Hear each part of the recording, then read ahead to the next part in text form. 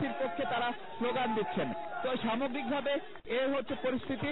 এছাড়া শহরের বিভিন্ন এলাকায় আমরা ঘুরেছি, সেখানে র্যাব, পুলিশ, আইন শৃঙ্খলা বাহিনীর কিন্তু সেখানে কড়া প্রহরা রয়েছে। সেখানে তারা আইন শৃঙ্খলা পরিস্থিতি নিয়ন্ত্রণের জন্য কাজ করছেন এবং আমরা যেমনটা ধারণা করছি হয়তো রাত 10টা নাগাদ সত্যিকার অর্থে কোন প্রার্থী এগিয়ে রয়েছেন সেটি সম্পর্কে আমরা একটা স্পষ্ট ধারণা পাবো, কারণ 392টি কেন্দ্র। মামুন, আমরা জানি যে এম এ মান্নান সাহেব বেশ কিছু কেন্দ্রে অনিয়ম এবং কারচুপির অভিযোগ করেছেন। আপনারা রিপোর্টাররা, সাংবাদিকরা সেই অভিযোগের কতখানি সত্যতা পেয়েছেন বাস্তবে?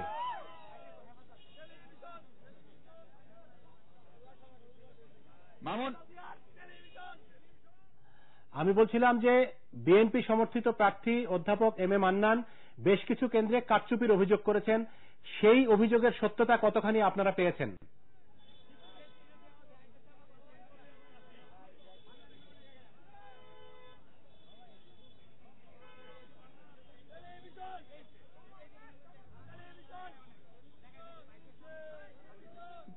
জি, সারাদিন যেভাবে নির্বাচন হয়েছে এবং নির্বাচনের আগে কিংবা পরে কিংবা নির্বাচনকালীন সময়ে নির্বাচনের পরিবেশ কিংবা সেগুলো নিয়ে নানা ধরনের অভিযোগ কিন্তু ছিল।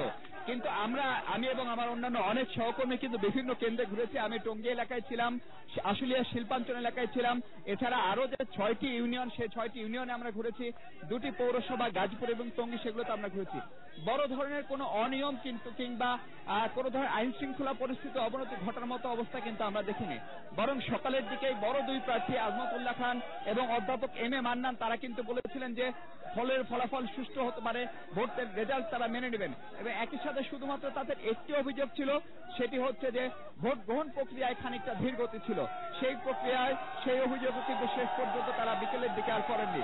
তো সব মিলিয়ে আমরা মামুন বলতে পারি যে শান্তিপূর্ণ পরিবেশে যে ভোট গ্রহণ শেষ হয়েছে এবং ভোট গণনা এখন চলছে, এবং আমরা ধারণা করতে পারি, আশা করতে পারি যে গাজীপুরের এই নাগরিকরা তাদের প্রথম সিটি কর্পোরেশন নির্বাচনে সুষ্ঠুভাবেই তাদের ভোটটিকে শেষ করবেন, খুঁজে পাবেন তাদের প্রথম নগরপিতা। মামুন, মিশু, আপনাকে ধন্যবাদ। এদিকে প্রায় 50টি কেন্দ্রে অনিয়ম ও কারচুপির অভিযোগ এনেছেন 18 দলীয় সমর্থিত প্রার্থী এম এ মান্নান। ভোট গ্রহণ শেষে নিজ এলাকা সালনার নাসিরউদ্দিন মেমোরিয়াল উচ্চ বিদ্যালয়ে সাংবাদিকদের কাছে প্রতিক্রিয়া জানাতে গিয়ে তিনি এই অভিযোগ করেন। এছাড়া তার সমর্থকদের ভোট কেন্দ্রে যেতে না দেয়া, এজেন্টদের বের করে দেয়া ও ভোট গ্রহণে ধীর গতি সহ নানা অভিযোগ তুলে নির্বাচন সুষ্ঠু হয়নি বলে দাবি করেন মান্নান। বিস্তারিত মইনুল হাসানের রিপোর্টে। বিকেল 4টার কিছু আগে বাড়ির কাছের ভোট কেন্দ্র শালনা নাসিরউদ্দিন মেমোরিয়াল স্কুলে আসেন 18 দল সমর্থিত প্রার্থী অধ্যাপক এম এ মান্নান। বাইরে তখনও নারী ভোটারদের দীর্ঘ লাইন। কেন্দ্র পরিদর্শন শেষে সাংবাদিকদের সাথে আলাপকালে অধ্যাপক মান্নান প্রায় অর্ধশত কেন্দ্রে ভোট গ্রহণে অনিয়মের অভিযোগ আনেন। নির্বাচন এখন পর্যন্ত সুষ্ঠু হয়েছে বলে আমি বলতে পারবো না।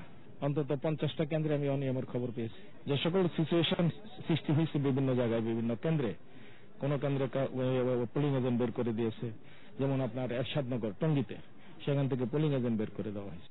সারাদিন গাজীপুরের বিভিন্ন কেন্দ্র ঘুরে দেখেন 18 দলীয় জোট সমর্থিত প্রার্থী অধ্যাপক মান্নান।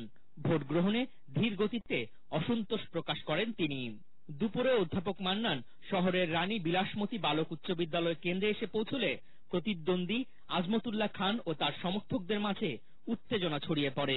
18 দলীয় জোটের প্রার্থী এম এ মান্নান শহরের রানী বিলাসমতী উচ্চ বিদ্যালয় কেন্দ্র পরিদর্শন শেষে বের হওয়ার পরপরই তার সমর্থকদের সঙ্গে প্রতিদ্বন্দ্বী প্রার্থী আজমতুল্লাহ খানের সমর্থকদের সংঘর্ষ বেঁধে যায়। এর এক পর্যায়ে আইন শৃঙ্খলা রক্ষাকারী বাহিনী, RAB, police, border guard Bangladesh সদস্যরা এসে পরিস্থিতি নিয়ন্ত্রণে আনে। এর আগে সকাল 9:30টার দিকে শালনা ইসলামিয়া মাদ্রাসায় ভোট দেন অধ্যাপক মান্নান।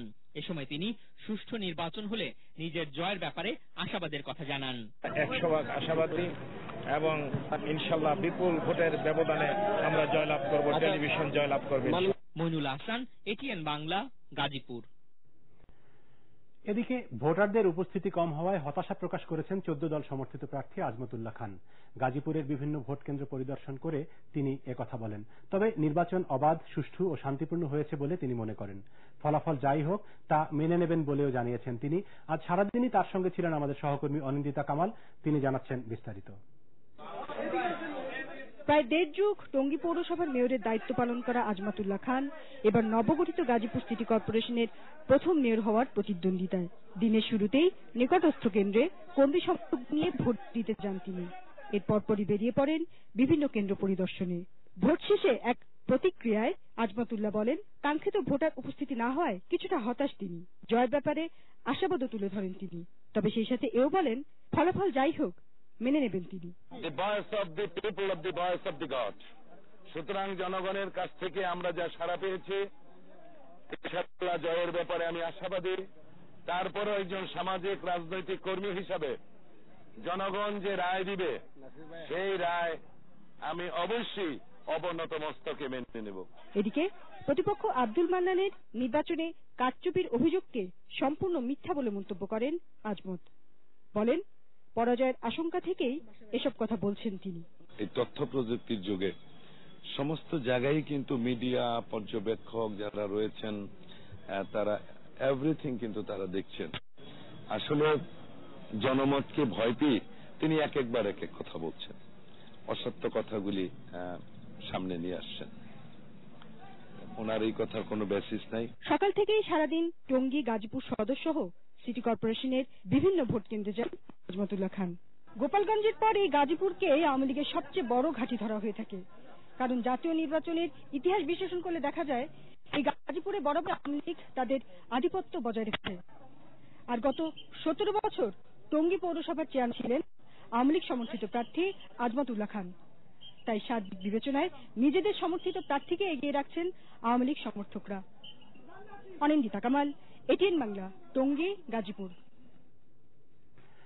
প্রিয় দর্শক, এই মুহূর্তে আমাদের হাতে আরো কিছু ফলাফল এসছে। এখন পর্যন্ত 18টি কেন্দ্রের ফলাফল আমরা পেয়েছি। তাতে আমরা দেখতে পাচ্ছি যে 18 কেন্দ্রের মধ্যে বিএনপি সমর্থক প্রার্থী অধ্যাপক এম এ মান্নান তিনি 17,911 ভোট পেয়ে এগিয়ে রয়েছেন এবং তার নিকটতম প্রতিদ্বন্দ্বী আওয়ামী লীগ সমর্থিত অ্যাডভোকেট আজমতুল্লাহ পেয়েছেন 11,381 ভোট। আমরা চলে যাচ্ছি অন্যান্য খবরে। নবগঠিত গাজীপুর সিটি কর্পোরেশনের নির্বাচন শান্তিপূর্ণ ও নিরাপদে অনুষ্ঠিত হয়েছে বলে মন্তব্য করেছেন প্রধান নির্বাচন কমিশনার কাজী রকিবউদ্দিন আহমেদ। সম্পূর্ণ ভয়ভীতির ঊর্ধ্বে থেকে স্বতঃস্ফূর্তভাবে ভোটাররা ভোট দিয়েছেন আর এ কাজে প্রশাসন যথাযথভাবে দায়িত্ব পালন করেছে বলে তিনি দাবি করেন। নির্বাচন কমিশন কার্যালয়ে আয়োজিত সংবাদ সম্মেলনে তিনি এই মন্তব্য করেন। বিকেল 4টা পর্যন্ত 58% ভোট পড়েছে বলে জানান প্রধান নির্বাচন কমিশনার। তবে 4টার পরেও কিছু কিছু কেন্দ্রে ভোট নেয়ার খবর পাওয়া গেছে। প্রধান নির্বাচন কমিশনার বলেন, নির্বাচন কমিশনের পর্যাপ্ত প্রস্তুতি ছিল বলেই তেমন কোনো অপ্রীতিকর ঘটনা ছাড়াই নির্বাচন সুষ্ঠু এবং শান্তিপূর্ণভাবে অনুষ্ঠিত হয়েছে। যত দ্রুত ফলাফল ঘোষণা করা সম্ভব নির্বাচন কর্মকর্তাদের দ্রুততার সাথে কাজ করার নির্দেশ দিয়েছেন বলেও জানান তিনি।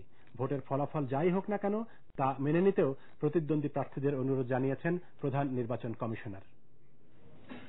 ভোটারদেরকে ভয়ভীতির ঊর্ধ্বে রেখে উৎসবমুখর পরিবেশে ভোট প্রদানের পরিবেশ তৈরি করার দায়িত্ব নির্বাচন কমিশন পালন করেছেন এবং ভোটাররা কড়া রৌদ্র গরম কিছু নাকি বৃষ্টিও হয়েছে সেখানে সেই সকল প্রতিবন্ধকতা ঊর্ধ্বে উঠে তারা লম্বা লম্বা লাইনে অনেকক্ষণ দাঁড়িয়ে থেকেও তাদের এই মৌলিক অধিকার প্রয়োগ করেছেন। যিনি জিতুক যিনি হারুন তারা যেন বিজয় মিছিল না করেন এবং কোন রকম শো অফ ফোর্স না করেন যাতে করে জনগণের শান্তি বিঘ্নিত হয়। প্রিয় দর্শক, শুরুতেই বলেছিলাম যে কোন ধরনের অপ্রীতিকর ঘটনা ছাড়াই শান্তিপূর্ণভাবে অনুষ্ঠিত হয়েছে গাজীপুর সিটি কর্পোরেশন নির্বাচনের ভোট গ্রহণ এবং ভোটের সময় আমাদের বেশ কয়েকজন সহকর্মী গাজীপুর সিটি কর্পোরেশনভুক্ত বিভিন্ন এলাকা ঘুরে দেখেছেন। সেই সব ঘুরে দেখা এলাকা নিয়ে সারাদিনের ভোটের পরিবেশ জানাচ্ছেন গোলাম পারভেজ।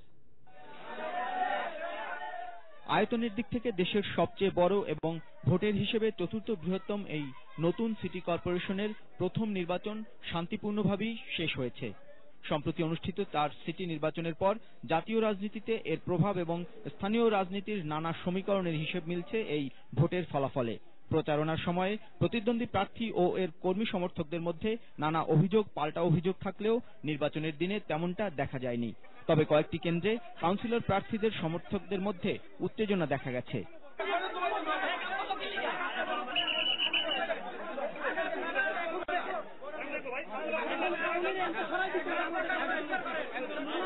10,26,964 জন ভোটারের এই সিটিতে সাধারণ ওয়ার্ড 57টি, সংরক্ষিত ওয়ার্ড 19টি এবং মোট ভোট কেন্দ্র 392টি।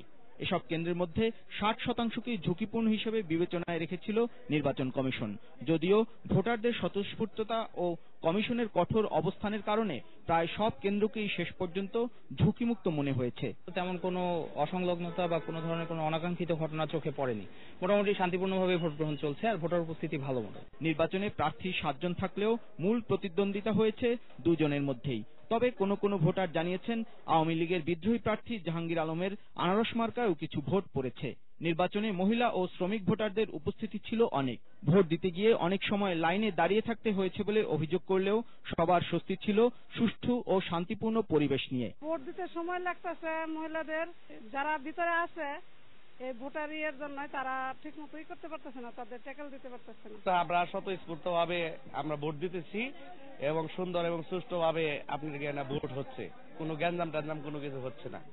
জাল ভোট, বুথ দখল আর 2 গ্রুপের সংঘর্ষ এরকম গুজব ছিল সারাদিন ধরেই, কিন্তু বাস্তবে গিয়ে তার কোনো সত্যতা খুঁজে পাওয়া যায়নি। ভোটাররা বলছেন তাদের মধ্যে এক ধরনের আশঙ্কা ছিল যে 2 গ্রুপের মধ্যে সংঘর্ষ হতে পারে, তাই হয়তো এরকম গুজব ছড়িয়েছে। কিন্তু শৃঙ্খলা বাহিনীর কঠোর অবস্থানের কারণে শেষ পর্যন্ত ভোট গ্রহণ হয়েছে বেশ সুষ্ঠুভাবেই।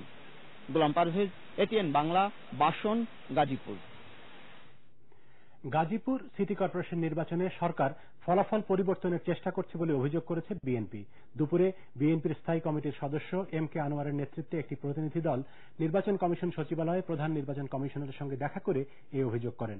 সরকারি কর্মচারীদের দিয়ে বিভিন্ন কেন্দ্রে জাল ভোট দেওয়ার পাশাপাশি আইন শৃঙ্খলা রক্ষাকারী বাহিনীও বিভিন্ন প্রতিবন্ধকতা সৃষ্টি করছে বলে তিনি অভিযোগ করেন। পরে তিনি সাংবাদিকদের বলেন, নির্বাচনের ফলাফল পরিবর্তন করা হলে এর ফল শুভ হবে না। সরকারি কিছু কর্মকর্তা সরকারের পক্ষে নির্বাচনের কাজ করছেন। রিটার্নিং অফিসারের রুমে সরকারের বেশ কিছু উচ্চ পদস্থ কর্মকর্তা তারা সেখানে অবস্থান করছেন এবং করে নির্বাচন মনিটর করছেন। নির্বাচনের ফলাফল এখানে বদলাবার মতো পরিস্থিতি নাই।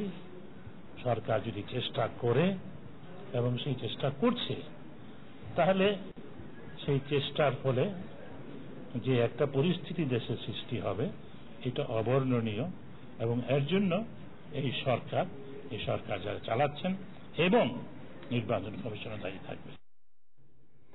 এদিকে নির্বাচন নিয়ে মিথ্যা অভিযোগ করে বিএনপি তত্ত্বাবধায়ক সরকারের দাবি প্রতিষ্ঠিত করতে পারবে না বলে জানিয়েছেন আওয়ামী লীগের উপদেষ্টা পরিষদের সদস্য তোফায়েল আহমেদ। ধানমন্ডিতে দলীয় সভানেত্রী